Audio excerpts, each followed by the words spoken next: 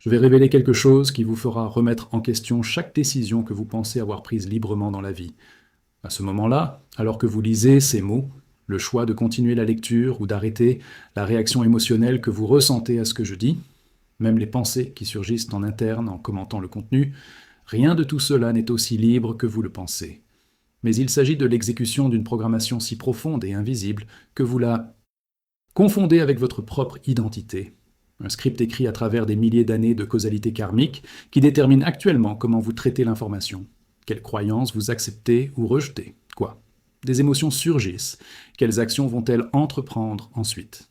Je suis Elena Blavatsky, et ce que la théosophie révèle à travers l'observation occulte directe des mécanismes de la réincarnation et du karma n'est pas une histoire réconfortante selon laquelle ils sont nés avec un potentiel infini et une liberté totale. Mais c'est une vérité beaucoup plus troublante et paradoxalement libératrice. Ils sont nés comme le résultat d'une équation très complexe où chaque variable, l'ADN dont ils ont hérité, leurs parents, le moment historique dans lequel ils sont arrivés, même le premier souffle qu'ils ont pris, était déterminé par une loi de cause à effet opérant à travers le temps qui transcende complètement cet individu. La vie, et au sein de ce corps, se déroulent désormais simultanément plusieurs niveaux de programmation. Programmation biologique issue de millions d'années d'évolution, programmation culturelle de la société dans laquelle vous êtes né, programmation familiale issue de modèles transmis de génération en génération, programmation karmique issue de vos propres actions dans des vies antérieures, tout interagissant et se chevauchant, créant l'illusion convaincante qu'il existe un « vous ». Singulier faisant des choix libres alors qu'en réalité, un processus déterministe complexe se déroule et crée un sentiment d'action en tant que sous-produit. Permettez-moi de commencer par démontrer cela à travers une expérience que vous pouvez faire dès maintenant. Essayez pendant les 60 prochaines secondes de ne pas penser à un éléphant rose. As-tu essayé? Avez-vous remarqué que plus vous essayez de ne pas penser, plus les pensées d'éléphant rose apparaissent? Cette simple expérience révèle une vérité fondamentale. Les pensées ne contrôlent pas l'émergence de la conscience. Les pensées apparaissent simplement à partir d'endroits qu'elles ne commandent pas consciemment, et l'illusion de contrôle vient uniquement du fait que certaines pensées visent à contrôler d'autres pensées, créant une métacouche qui semble être vous, pas en charge, alors qu'en réalité, ce ne sont que d'autres pensées découlant de la programmation. Maintenant, développez ceci. Si vous ne contrôlez pas les pensées fondamentales qui surgissent, et si les actions sont le résultat de pensées et d'impulsions, alors où est exactement le libre arbitre que vous prétendez avoir? Ils peuvent dire « mais je peux décider d'agir ou de ne pas agir en fonction de la pensée », mais la décision d'agir ou de ne pas agir est elle-même le résultat d'autres pensées et impulsions sur lesquelles ils n'ont aucun contrôle primaire, créant une régression infinie, où ils ne trouvent jamais le point où vous, en tant qu'agent libre sans cause, entre et fait un choix véritablement libre de toute causalité antérieure. Ainsi, ce que vous ressentez comme libre arbitre est en réalité un sentiment de liberté, superposé à un processus déterministe, utile pour naviguer dans la vie pratique mais fondamentalement illusoire lorsqu'on l'examine de près. Sur le fait que la programmation karmique des vies antérieures constitue la couche de conditionnement la plus profonde et la plus invisible qu'elle porte, opérant à un niveau si fondamental qu'elle détermine même la manière dont les autres programmations sont traitées. Lorsqu'ils sont nés dans ce corps, ils ne sont pas venus en tant que pure conscience vierge, mais ont apporté avec eux des impressions profondes, samskara en terminologie sanskrite, provenant d'innombrables expériences vécues dans des incarnations précédentes. S'ils ont été brutalement trahis dans plusieurs vies antérieures, l'empreinte « on ne peut pas faire confiance aux gens » opère automatiquement en ce moment, influençant la façon dont ils interprètent les actions des autres, les relations qu'ils nouent, à quel point ils s'ouvrent ou se protègent. Si ce sont des figures d'autorité qui abusent de leur pouvoir à plusieurs reprises, il peut y avoir une tendance soit à rechercher compulsivement le pouvoir dans cette vie, soit à se rebeller contre toute autorité, même bienveillante. Et surtout, ces schémas ne sont pas accompagnés d'un manuel explicatif. Ils ne se souviennent pas consciemment des expériences qui les ont créés. Ils ressentent simplement des tendances inexplicables, des préférences naturelles, des peurs irrationnelles, toutes les manifestations d'une programmation karmique fonctionnant en arrière-plan, déterminant leur comportement à leur insu. Par conséquent, lorsqu'ils disent « je suis naturellement méfiant » ou « j'ai toujours été rebelle », ils ne décrivent pas les caractéristiques essentielles du vrai soi, mais les résultats d'une programmation karmique qui précède la naissance actuelle et qui continuera à fonctionner jusqu'à ce qu'elle soit consciemment vue et reprogrammée. Voyons maintenant comment la loi karmique ne fonctionne pas comme un système de punition morale et de récompense, mais comme un mécanisme de programmation par répétition, de la même manière que l'intelligence artificielle est entraînée par renforcement. Chaque fois qu'ils agissent d'une certaine manière, par exemple en répondant à une insulte par de la colère et des représailles, ils renforcent le rythme neuronal et karmique qui rend cela plus probable. Il est probable que la même réponse se produira automatiquement la prochaine fois qu'une situation similaire se présentera. Faites cela des centaines de fois dans une vie, des milliers de fois au cours de plusieurs vies, et la réponse devient si automatique que vous ne réalisez même pas qu'il y a le choix. L'insulte surgit, et la colère, les représailles s'exécutent instantanément selon un script préprogrammé. Et puis, ils naissent dans la vie suivante avec cette programmation déjà en place, se manifestant par un caractère colérique ou une nature conflictuelle, que la famille et la société observent et étiquettent, mais qui en réalité n'est que du karma de vies antérieures en cours d'exécution. A l'inverse, si vous avez pratiqué la patience de manière constante dans des vies antérieures, en faisant une pause lorsque la colère surgit, en choisissant une réponse compatissante plutôt que par représailles, en faisant cela à plusieurs reprises jusqu'à ce que cela devienne automatique, vous êtes né dans cette vie avec une programmation de patience déjà en place, se manifestant par un tempérament calme, qui semble être une dotation naturelle mais qui est en réalité le résultat d'un entraînement à travers d'innombrables répétitions dans des incarnations passées. Le karma est donc un système d'autoprogrammation dans le temps où des actions répétées créent des tendances automatiques qui persistent à travers les morts et les renaissances. Permettez-moi de vous donner un exemple concret et troublant de la façon dont la programmation fonctionne simultanément à plusieurs niveaux, créant un comportement qu'une personne ressent comme un libre choix, mais qui est en réalité une exécution déterministe de scripts entrelacés. Imaginez une personne qui mange trop compulsivement alors qu'elle veut réellement perdre du poids et être en bonne santé. En surface, cela ressemble à un simple échec de la volonté, mais quand on regarde les couches, il y a une programmation évolutive datant de millions d'années, où les cerveaux qui recherchaient le sucre et les graisses ont mieux survécu dans un environnement de pénurie, puis il y a une profonde pulsion biologique à l'œuvre. Il existe des programmes culturels dans la société qui utilisent la nourriture comme réconfort et récompense, associant manger avec amour et sécurité depuis l'enfance. Il existe des programmes familiaux dans lesquels les parents utilisent peut-être la nourriture pour contrôler ou réconforter, établissant ainsi des habitudes alimentaires, émotionnelles, et il peut y avoir une programmation karmique provenant de vies antérieures, où ils ont connu une faim dévastatrice, créant une profonde peur de la pénurie qui se manifeste par une compulsion à manger lorsque la nourriture est disponible. Toutes ces programmations convergent au moment où une personne ouvre le réfrigérateur la nuit, alors qu'elle n'a pas physiquement faim. Ce n'est pas eux qui font un choix libre, mais c'est l'intersection de plusieurs scripts déterministes fonctionnant tous simultanément et produisant un comportement qui est ensuite rationalisé post-hoc, comme « j'ai décidé de manger ». Par conséquent, ce qui semble être des défauts de caractère personnel se révèle être l'exécution d'une programmation multicouche lorsqu'on le voit clairement. Concernant l'aspect le plus troublant de tout cela, même l'impulsion de lire ce texte et de considérer les idées présentées est elle-même le résultat de la programmation. Si vous êtes en résonance avec ces idées, c'est parce que la programmation karmique des vies antérieures vous a préparé à la réceptivité. Si vous résistez fortement, c'est parce qu'une programmation différente est à l'œuvre.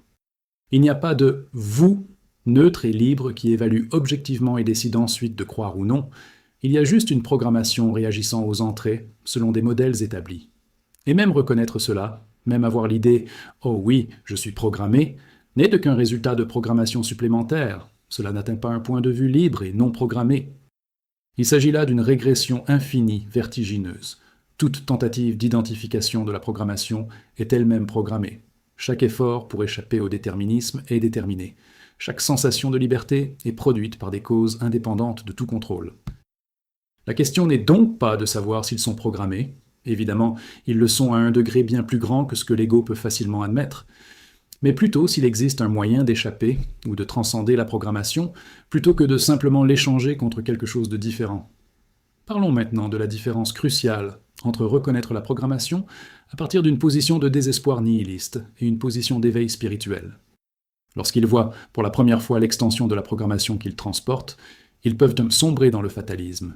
Si tout est programmé, alors rien de ce que je fais n'a d'importance. Je ne suis qu'une machine qui exécute du code. Il s'agit d'un malentendu catastrophique, car il confond détermination forte et détermination absolue. La réalité selon la théosophie est que, bien qu'il soit beaucoup plus programmé qu'il ne le suppose, il existe une marge, étroite mais réelle, où la conscience peut surgir, qui n'est pas complètement identifiée à la programmation. Cette conscience est un témoin qui observe la programmation en cours au lieu d'être une programmation. Et dans cet espace d'observation, il y a la possibilité d'une réponse qui n'est pas purement mécanique. Il ne s'agit pas de liberté dans le sens d'un agent libre faisant des choix arbitraires et sans cause, mais dans le sens de ne pas se perdre complètement dans l'identification à des scripts automatiques. Et il est crucial que cette prise de conscience ne soit pas quelque chose que l'on crée par l'effort, mais quelque chose qui a toujours été obscurci par des couches de programmation. Le travail ne consiste pas à construire la liberté, mais à supprimer des obscurcissements pour révéler une conscience déjà libre par sa propre nature. À propos des pratiques spécifiques que la théosophie et les traditions associées ont développées pour fonctionner avec la programmation, plutôt que d'être complètement contrôlées par celle-ci, mais avec la mise en garde critique que même la motivation à pratiquer est elle-même programmée de sorte qu'il n'y a aucun mérite personnel ni culpabilité à pratiquer ou non. La première pratique fondamentale est la méditation observationnelle, où vous vous asseyez simplement et observez ce qui se produit. Pensées, sensations, émotions, impulsions, sans essayer de contrôler ou de changer, juste en étant témoin. Ce que cela révèle après suffisamment de pratique, c'est qu'il y a deux niveaux qui opèrent. Il y a le contenu, les pensées surgissent, les émotions flottent, les sensations apparaissent, et il y a la conscience du contenu. Et la conscience elle-même n'est pas programmée de la même manière que le contenu. Des pensées sur la programmation peuvent surgir, mais la conscience des pensées n'est pas en soi une pensée. Le sentiment d'être piégé peut apparaître, mais la conscience de la sensation n'est pas piégée. Cette distinction entre contenu programmé et conscience du contenu est une passerelle vers un autre type de liberté qui ne dépend pas d'un changement de programmation, mais de la reconnaissance de ce qui est déjà sans programmation. La deuxième pratique est une recherche de soi rigoureuse où chaque fois que la pensée « je » surgit, « je veux »,« je pense »,« je suis », s'arrête et demande « qui est-ce moi ?» non pas comme une question rhétorique, mais comme une enquête expérientielle directe. Lorsqu'il cherche honnêtement, il ne trouve jamais de « je » substantiel. Il y a juste un flux d'expérience avec le sens du « je » superposé, mais le « je » lui-même n'est qu'une pensée qui surgit, et non une entité réelle qui fait des choses. Et lorsque l'illusion d'un soi séparé se dissout grâce à des investigations répétées, la programmation continue de fonctionner, mais plus personne n'est contrôlé par elle. Il y a juste des processus en cours sans contrôleur ni contrôlé. À propos de la tentation d'utiliser les programmes de reconnaissance comme excuse pour un comportement destructeur, et pourquoi il s'agit d'une dangereuse distorsion de l'enseignement. Lorsqu'ils comprennent que les actions sont largement déterminées par une programmation sur laquelle ils n'avaient aucun contrôle initial, ils peuvent penser « donc, je ne suis pas responsable, et je peux faire ce que je veux ». Mais cela inverse complètement la logique. L'absence de libre arbitre n'élimine pas la responsabilité, mais la rend plus profonde et plus incontournable parce qu'elle est mécanique plutôt que morale. Lorsque vous touchez le feu et que votre main brûle, le feu n'a pas librement choisi de brûler, et votre main n'a pas librement choisi d'être brûlée. Mais la conséquence est absolument réelle et inévitable. C'est ainsi que le karma opère. Les actions génèrent des conséquences, non pas parce qu'elles méritent une punition ou une récompense, mais parce que l'univers fonctionne par cause et effet, et que la programmation créée par les actions passées déterminera la programmation des vies futures, quel que soit le degré de libre arbitre qui existait lors de la création de l'original. Par conséquent, reconnaître la programmation devrait créer plus d'attention, pas moins, car ils voient qu'il se programme littéralement pour l'avenir à travers chaque action répétée maintenant, et même si l'action est déterminée par la programmation précédente, cela crée une nouvelle programmation, qui aura des effets bien au-delà de la vie présente. Permettez-moi d'aborder la question de savoir comment le développement de la vertu est lié au cadre de programmation déterministe. Lorsque les traditions spirituelles enseignent à développer la patience, la compassion et l'honnêteté, il peut sembler qu'elles supposent le libre arbitre pour choisir de développer ces qualités, mais dans la vision théosophique la plus profonde, le développement des vertus n'est pas un exercice de libre arbitre, mais une reprogrammation progressive par répétition consciente. Lorsque la colère surgit et qu'ils font une pause au lieu de réagir automatiquement, ils n'exercent pas un mystérieux pouvoir libre, mais exécutent un programme légèrement différent, peut-être installé par l'exposition aux enseignements, qui a été déterminé par le karma, qui permet une pause. Et chaque fois qu'ils font une pause, au lieu de réagir, ils affaiblissent le sillon neuronal et karmique de la réaction automatique et renforcent le sillon de la réponse consciente, reprogrammant progressivement grâce à une technique que les programmeurs informatiques appelleraient l'apprentissage par renforcement. Après des milliers de répétitions au fil des années ou des vies, la pause devient aussi automatique que la réaction, donc la vertu développée de la patience. Mais en dernière analyse, Il s'agissait d'un processus déterministe de remplacement d'un type de programmation par un autre, par le biais de mécanismes de neuroplasticité et de causalité karmique. Ce n'était pas un agent libre choisissant héroïquement d'être meilleur. Pourquoi cette perspective de l'ego, bien que déflationniste, est en fin de compte plus efficace pour un changement réel que les récits de libre arbitre et d'autodétermination? Lorsqu'ils opèrent dans l'illusion qu'ils peuvent simplement décider de changer et ensuite le faire par simple volonté, des attentes irréalistes se créent qui conduisent inévitablement à l'échec et à l'auto-jugement. Je devrais être assez fort pour arrêter de trop manger. Ou, si je le voulais vraiment, je pourrais me réveiller tôt pour méditer. Ce sont des hypothèses basées sur une présomption d'action qui n'existe pas sous une forme imaginée. Mais lorsqu'ils reconnaissent que le changement est une reprogrammation graduelle nécessitant des milliers de répétitions au fil du temps, parce qu'ils travaillent à contre-courant des schémas établis par d'innombrables répétitions précédentes, ils deviennent réalistes quant à ce que le changement nécessite réellement. Il ne s'agit pas d'une simple décision héroïque, mais plutôt d'une configuration et de pratiques environnementales qui créent les conditions dans lesquelles de nouveaux programmes peuvent être installés progressivement. Vous souhaitez arrêter de trop manger ? Ne comptez pas sur la volonté, mais supprimez les aliments problématiques de la maison, établissez des routines de repas régulières, créez de nouvelles associations par la répétition. Voulez-vous méditer régulièrement ? Ne vous fiez pas à une motivation fluctuante, mais établissez un déclencheur automatisé. Réveil, assis sur un coussin spécifique, qui finit par s'exécuter automatiquement. Il s'agit de travailler avec la réalité du fonctionnement de la programmation, plutôt que de s'y opposer en assumant un pouvoir qu'ils n'ont pas. Parlons maintenant d'un aspect plus radical et inquiétant. Non seulement les actions, mais même le sentiment d'être vous qui observe les actions est en soi une programmation, une construction temporaire qui sera complètement dissoute lorsque le corps mourra. Lorsqu'ils disent « je suis comme ça » ou « c'est moi », ils s'identifient à un modèle temporaire de programmation. Des souvenirs spécifiques accumulés depuis la naissance dans ce corps, des préférences conditionnées par les expériences de cette vie, un récit d'histoire personnelle que l'esprit a construit, reliant des moments discrets, un sentiment de continuité qui n'est en réalité qu'une mémoire reliant des états discrets.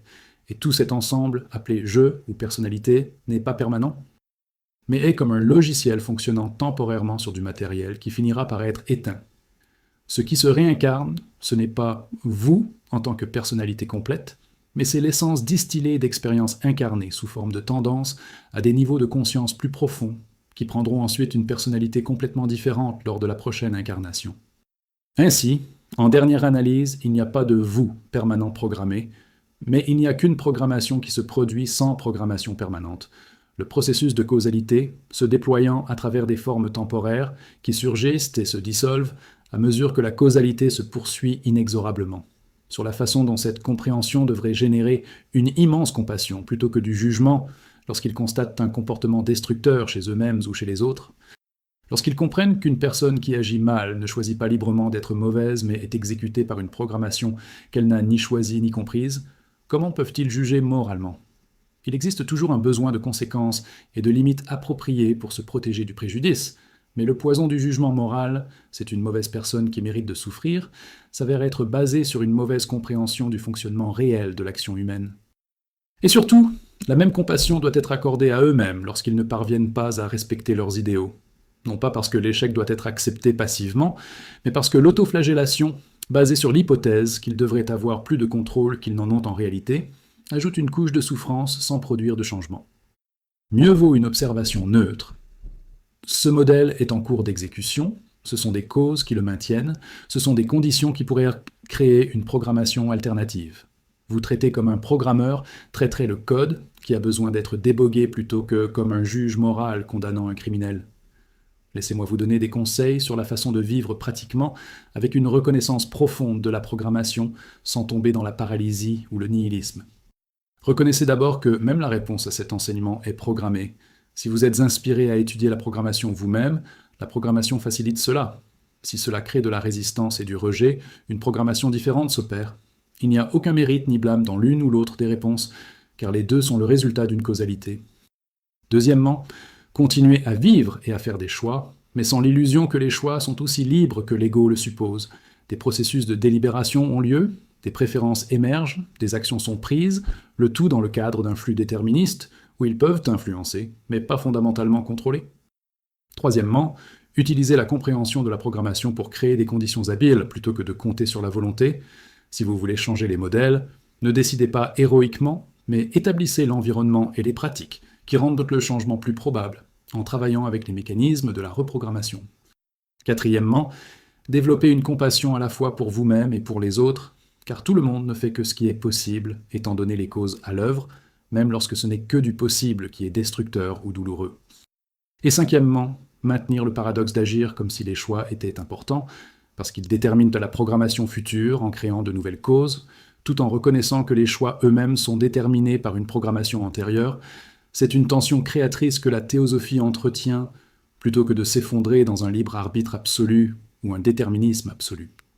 À propos de la version professionnelle complète finale d'Horizon, la grammaire comme but ultime de l'évolution spirituelle à travers d'innombrables vies. L'objectif n'est pas simplement de remplacer la programmation destructrice par une programmation constructive, mais à terme de transcender complètement le besoin de toute programmation automatique.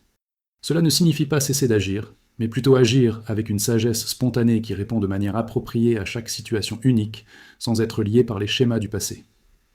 Une telle action est décrite dans la Bhagavad Gita comme le karma yoga, où les actions ont lieu, mais où aucun agent distinct ne revendique la paternité, ou dans le taoïsme comme le Wu Wei, où le mouvement est parfaitement aligné avec le Tao sans effort forcé. Mais surtout, cela ne s'obtient pas en décidant d'être libre. Une telle décision ne serait qu'une programmation supplémentaire, mais en voyant si complètement à travers les couches de programmation que l'identification à tout modèle se dissout, et que ce qui reste est une pure conscience répondant à la vie sans le filtre du conditionnement. Il s'agit d'un objectif de vie multiple, pas de mois ou d'années, mais la direction est claire. Chaque modèle observé et désidentifié est un pas vers la liberté qui ne dépend pas de l'absence de programmation, mais de la reconnaissance du fait que la conscience fondamentale n'a jamais été programmée, même lorsque la programmation se déroule au premier plan de l'expérience. Enfin, pourquoi partager cet enseignement n'est pas une évangélisation basée sur l'hypothèse que les autres devraient changer de croyance, mais consiste simplement à placer des graines d'investigation qui germeront, ou non, en fonction de la programmation de chacun.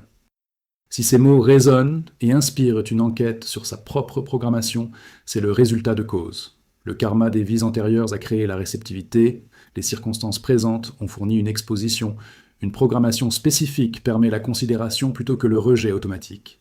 Le fait qu'il y ait une forte résistance ou un licenciement est également déterminé par différentes causes en jeu. Il n'y a donc pas de conversion à faire, ni de vérité à vendre, mais il y a seulement une transmission de perspective que chacun traitera selon la programmation qu'il porte. Et pour ceux chez qui la graine germe, l'auto-investigation commencera naturellement, non pas parce qu'ils décident héroïquement d'enquêter, mais parce que les conditions ont convergé pour rendre la prochaine investigation inévitable. L'exécution d'un programme évolutif traversant la forme individuelle, sur un chemin de retour progressif à la reconnaissance de la vraie nature qui n'a jamais été vraiment programmée, même lorsqu'elle semblait complètement perdue dans l'identification avec des schémas de causalité temporaire. La synthèse brutale mais libératrice est donc la suivante. Ils sont nés comme l'aboutissement de causes, s'étendant sur une période inimaginable. Ils ont apporté une programmation karmique profonde de vie antérieure. Ils ont hérité de la programmation génétique de millions d'années d'évolution. Ils ont absorbé la programmation culturelle et familiale de l'environnement dans lequel ils ont grandi. Et toutes ces programmations exécutées simultanément créent un sentiment convaincant d'être un agent libre faisant des choix, alors qu'en réalité la grande majorité des pensées, des émotions et des actions sont l'exécution déterministe de scripts qu'ils n'ont ni choisis, ni généralement vus clairement. Cette vérité dégonfle complètement l'ego, supprime la confortable illusion d'autonomie et force la confrontation avec le fait que nous sommes beaucoup moins libres que nous ne le pensons. Mais paradoxalement, cette reconnaissance peut être une porte vers une liberté plus profonde. Lorsqu'ils voient la programmation se dérouler au lieu d'être complètement identifiée comme programmation, il existe un espace de conscience qui n'est pas lui-même programmé, et dans cet espace, il y a la possibilité d'une réponse qui n'est pas purement mécanique, même si elle est aussi déterminée par des causes. Le travail sur plusieurs vies consiste à supprimer progressivement les couches d'identification à la programmation, jusqu'à ce que la conscience fondamentale soit reconnue comme ce qu'elle a toujours été, non pas en créant la liberté, mais en révélant la liberté qui a toujours été présente, obscurcie en supposant qu'il s'agissait de modèles de causalité temporaire, plutôt que de reconnaître qu'il s'agit d'une conscience dans laquelle les modèles apparaissent et se dissolvent sans jamais toucher. L'essence qui observe tout, mais qui n'est rien qui puisse être observé, parce que c'est l'acte même de s'observer. Et le dernier mot sur la transformation qui peut se produire lorsque la vérité de la programmation est intégrée, non pas comme un concept déprimant, mais comme une reconnaissance libératrice. Lorsque nous cessons de lutter contre la réalité de la causalité, en essayant d'imposer un contrôle impossible et commençons à travailler habilement avec les mécanismes de fonctionnement réels de la programmation, la vie devient à la fois plus humble et plus efficace. Humble parce qu'ils reconnaissent qu'ils ne sont pas des architectes héroïques de leur propre destin, mais plutôt des jardiniers, qui peuvent planter des graines et créer des conditions, mais ne peuvent pas forcer la croissance. La croissance se produit selon les lois naturelles, lorsque les conditions sont appropriées. C'est plus efficace car ils arrêtent de gaspiller de l'énergie sur des stratégies basées sur une mauvaise compréhension du fonctionnement du changement et commencent à appliquer de vrais principes de reprogrammation par la répétition, un environnement propice et la patience avec un processus graduel. Il y a de la détente. Il y a une tension fondamentale qui vient du fait d'essayer d'être ce que l'on n'est pas, un agent libre, totalement en contrôle, et une ouverture à travailler avec ce qui est, un processus de causalité qui peut être habilement influencé, mais pas complètement dominé. Comprenez également que la programmation de reconnaissance ne supprime pas le sens de la vie, mais change la source du sens des réalisations de l'ego en une participation consciente à un vaste processus évolutif. Lorsque l'on vit sous l'illusion du libre arbitre, le sens vient de « j'ai fait ceci, j'ai réalisé cela, je suis spécial pour mes réalisations ». Le tout centré sur un ego gonflé qui revendique le mérite de résultats de causalité qu'il ne contrôlait pas fondamentalement. Mais lorsqu'il voit clairement la programmation, le sens vient du fait d'être éveillé au processus plutôt que d'y être perdu, de reconnaître la causalité plutôt que d'y être aveugle, de participer consciemment à l'évolution plutôt que d'être entraîné inconsciemment.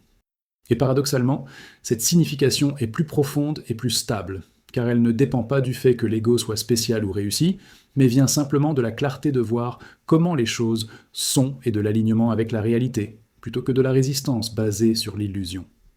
Il y a de la dignité à reconnaître la vérité même lorsque la vérité est humiliante pour l'ego, et il y a de la liberté à abandonner les illusions, même lorsque les illusions étaient confortables. De l'importance de la communauté et de l'enseignement dans ce travail, même si la recherche de la communauté est déterminée par la programmation. Lorsqu'ils commencent à prendre conscience de la profondeur de la programmation qu'ils proposent, il est extrêmement utile d'avoir d'autres personnes qui enquêtent également sérieusement, plutôt que de fonctionner à partir des hypothèses conventionnelles de libre arbitre et d'autonomie. Et les traditions de pratique qui ont développé des méthodes spécifiques pour travailler avec le conditionnement au fil des millénaires, le bouddhisme avec une analyse détaillée de la façon dont les modèles apparaissent et se transmettent, le Vedanta avec une enquête directe sur la nature du soi, la théosophie avec une compréhension du karma et de la réincarnation, offrent toutes des outils qui n'ont pas besoin d'être réinventés. Mais il est crucial de ne pas utiliser la communauté ou l'enseignement comme une nouvelle forme d'identification, où « je suis un pratiquant spirituel sérieux » devient simplement une programmation de l'ego plutôt qu'un véritable démantèlement des illusions. Et reconnaissez que même s'ils bénéficient de l'enseignement, ce n'est pas parce qu'ils ont librement choisi de chercher, mais parce que des causes ont convergé pour les rendre réceptifs à des perspectives que d'autres, dans des circonstances différentes, rejetteraient complètement. Permettez-moi de conclure avec un encouragement paradoxal. Bien que nous soyons beaucoup plus programmés que l'ego ne l'admet confortablement, et bien que la liberté au sens d'un agent libre faisant des choix arbitraires soit une illusion, il existe une liberté plus profonde qui ne dépend pas du contrôle de la programmation, mais de la reconnaissance de ce qui n'a jamais été limité par la programmation. La conscience fondamentale qui est témoin de tous les modèles n'est pas en soi un modèle. La conscience qui connaît toutes les pensées n'est pas elle-même pensée. Cette dimension de l'être qui est pure présence éveillée n'a pas été programmée par le karma et ne sera pas dissoute par la mort, car elle n'est jamais née en premier lieu. C'est un substrat éternel dans lequel toute programmation temporaire apparaît et disparaît comme les vagues dans un océan.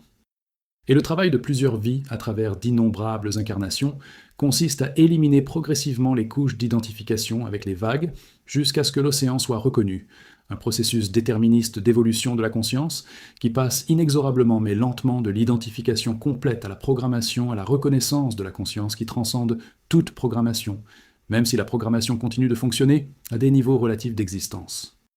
Ainsi, lorsque la prochaine fois que vous ressentez une impulsion surgir automatiquement, lorsque la pensée apparaît sans demander la permission, lorsqu'un modèle familier s'exécute malgré l'intention consciente de faire différemment, lorsque vous vous surprenez à agir d'une manière que vous avez juré de ne pas répéter, au lieu d'un jugement personnel basé sur l'hypothèse que vous devriez avoir le contrôle que vous ne l'avez pas, il peut y avoir une curiosité scientifique. Intéressant. La programmation est en cours ici, ce sont des causes qui la maintiennent, ce sont des conditions qui pourraient l'influencer.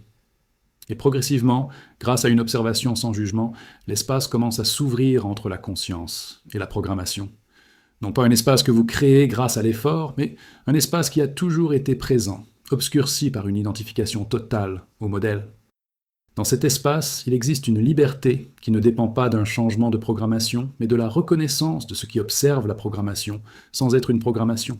Et cette reconnaissance, même si elle peut prendre plusieurs vies pour se stabiliser complètement, est le seul travail qui vaut la peine d'être fait, car c'est le seul travail qui mène à une véritable libération, plutôt que de simplement échanger une forme d'esclavage contre une autre, légèrement plus confortable. Qu'ils peuvent avoir l'humilité de reconnaître l'extension de la programmation sans nier la réelle difficulté, qu'ils peuvent avoir la patience de travailler à la reprogrammation pendant le temps qu'elle nécessite réellement, sans attentes irréalistes de transformation instantanée, qu'ils peuvent avoir de la compassion pour eux-mêmes et tous les autres, qui luttent avec la même condition fondamentale d'être dirigés pour des causes qu'ils n'ont ni choisies, ni généralement comprises, et qui peuvent avoir un aperçu croissant d'une conscience qui n'a jamais été programmée et qui est la vraie nature, attendant d'être reconnue lorsque toutes les fausses identifications avec des modèles temporaires se dissoudront finalement, en voyant clairement qu'ils n'ont jamais été ce qu'ils pensaient être. Et dernier rappel sur pourquoi cet enseignement, bien que radical, n'est ni pessimiste ni désespérant lorsqu'il est compris en profondeur. Reconnaître la programmation est un premier pas nécessaire à toute possibilité de la transcender, et nier la programmation en affirmant un libre arbitre qui n'existe pas sous la forme imaginée, c'est garantir de rester complètement esclave de forces que nous ne voyons ni ne comprenons. Cela ressemble à la façon dont un diagnostic médical précis peut sembler intimidant, mais est essentiel pour un traitement approprié. Mieux vaut connaître l'étendue réelle de la maladie que de fonctionner sur un faux optimisme basé sur l'ignorance. Et surtout, bien que cet enseignement supprime le confort des illusions, il le remplace par quelque chose de plus précieux, la possibilité d'une relation authentique avec la réalité, telle qu'elle est, plutôt que telle que l'ego le désire. Et dans cet alignement avec la vérité, il y a une paix qui transcende complètement les satisfactions temporaires du maintien des illusions. Lorsque vous ne luttez plus pour être ce que vous n'êtes pas, un agent libre complètement autonome, une énergie énorme est libérée, qui était piégée dans une résistance futile, et cette énergie devient disponible pour le véritable travail d'observation d'une programmation non identifiée, créant des conditions habiles pour une reprogrammation progressive et cultivant des aperçus croissants de conscience, qui témoignent librement de toute programmation, même si la programmation continue de se dérouler en arrière-plan de l'expérience, alors que les vagues continuent de rouler sur la surface de l'océan, même lorsque les profondeurs restent calmes et non perturbées par le mouvement de la surface.